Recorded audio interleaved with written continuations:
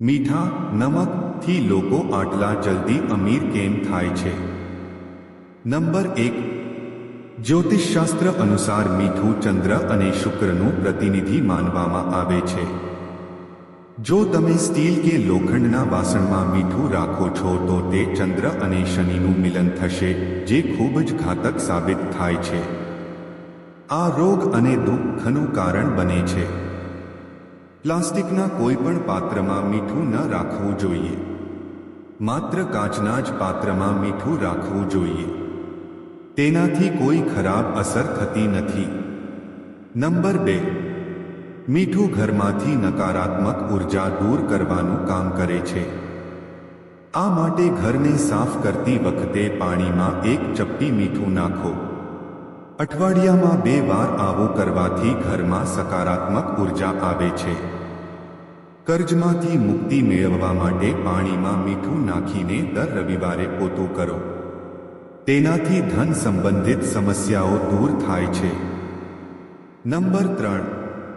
ઘણી વખત મન કોઈ કારણ વગર બેચેની અનુભવવા લાગે છે, જેના કારણે વ્યક્તિ માનસિક ચિંતા અને તણાવમાં ડૂબી જાય છે.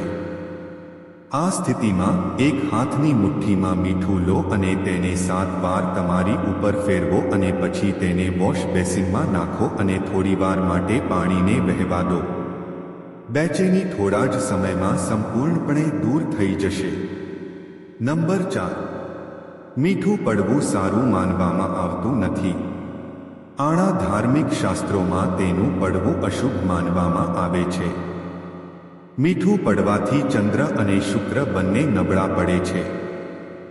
નંબર 5. મીઠું અને કાચ બંને રાહુના કારક માનવામાં આવે છે.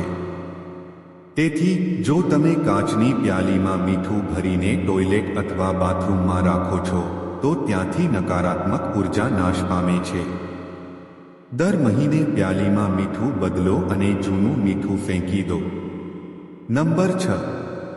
તંત્રશાસ્ત્રમાં મીઠાની યુક્તિને ગરીબી દૂર કરવા અને આશીર્વાદ લાવવા માટે ખૂબ જ અસરકારક માનવામાં આવે છે. આ માટે કાચની પ્યાલીમાં મીઠું ભરીને તેમાં 4-5 લવિંગ નાખો. આમ કરવાથી ઘરમાં દેવી લક્ષ્મીની કૃપા જળવાઈ રહે છે. નંબર 7. કોઈ પણ વ્યક્તિને પોતાના સીધા હાથેથી મીઠું ક્યારેય ન આપવું જોઈએ. એવું કહેવાય છે કે સીધા હાથથી મીઠું આપવાથી વ્યક્તિ સાથે ઝઘડો થાય છે. રાત્રે સૂતા પહેલા મીઠાના પાણીથી હાથ-પગ ધોવાથી સારી ઊંઘ આવે છે. આ ઉપરાંત રાહુ-કેતુની અશુભ અસર પણ ઓછી થાય છે. નંબર 8.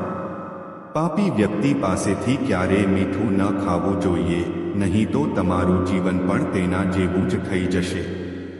જે સારા સંસ્કાર ધરાવે છે અને જે ધર્મ પ્રમાણે વર્તે છે તેની પાસેથી જ મીઠું ખાવું. જો તમને આ વિડિયો પસંદ આવ્યો હોય તો વિડિયોને લાઈક કરજો, ચેનલને સબસ્ક્રાઇબ કરજો અને છેલ્લે સુધી જોવા બદલ આપનો ખૂબ ખૂબ આભાર.